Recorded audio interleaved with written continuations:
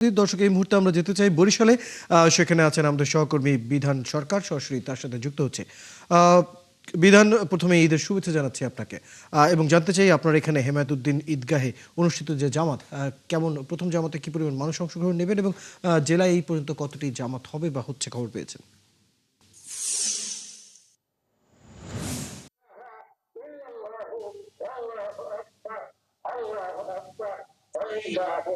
ঈদের শুভেচ্ছা এবং এটা রৌদ্রোজ্জ্বল সকাল, একটা চমৎকার সকালের মধ্য দিয়ে আজকের ঈদের জামাত অনুষ্ঠিত হলো।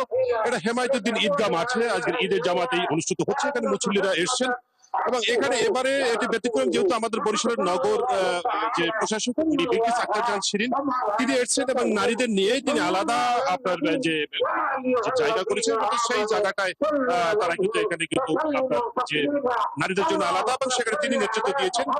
এবং এছাড়া বরিশাল যে ৫ আসনের সংসদ সদস্য থেকে বিভাগীয় কমিশনার এবং অন্যান্য যে রাজনৈতিক কর্মকর্তা রয়েছেন তারা কিন্তু এখানে আজকের এই ঈদের নামাজ আদায় করেছেন।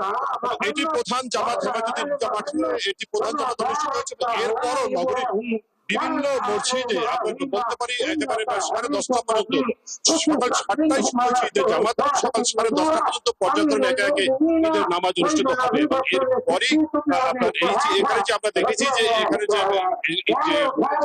যিনি নামাজ পড়িয়েছেন তিনি বলছেন যে এখন তিনি খুতবা পাঠ করছেন, মুসলিম বিশ্ব জন্য তিনি শান্তি কামনা করেছেন।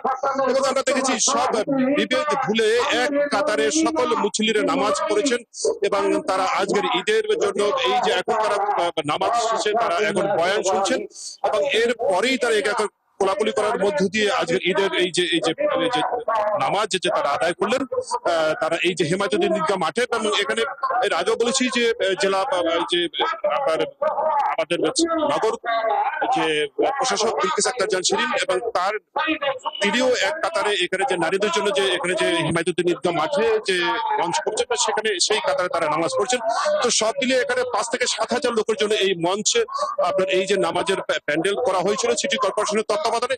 কিন্তু এবার বেশ একটা রৌদ্রোজ্জ্বল সকালের মধ্যে দিয়ে খুব সুন্দর একটা যে পরিবেশের মধ্যে দিয়ে এই ঈদের জামাত অনুষ্ঠিত হলো। রয়্যাল।